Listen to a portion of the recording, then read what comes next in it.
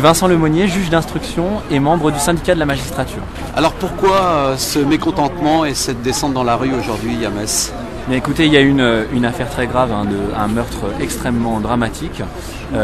Et au lieu de laisser la justice travailler dans la sérénité comme elle le doit, le président de la République a décidé de jeter de l'huile sur le feu en incriminant les personnels de justice et en disant qu'il y allait avoir des sanctions. Ça, on ne peut pas l'accepter.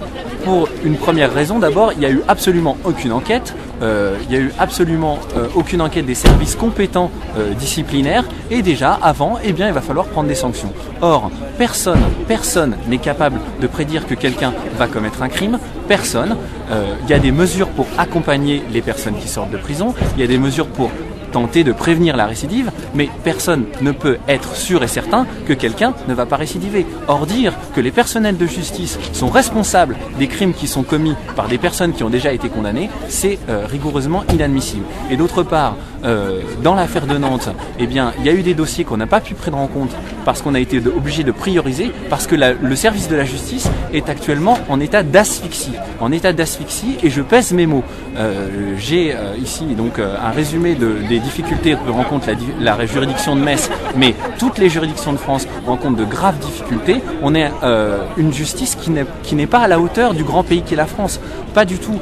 Tout le monde souffre.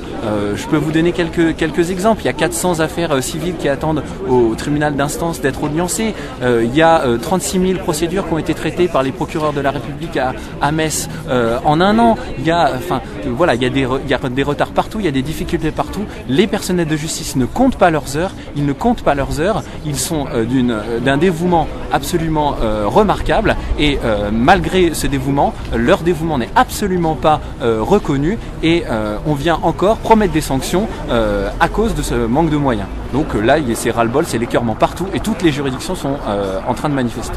Quelles seront les suites de ce mouvement si vous n'êtes pas entendu ?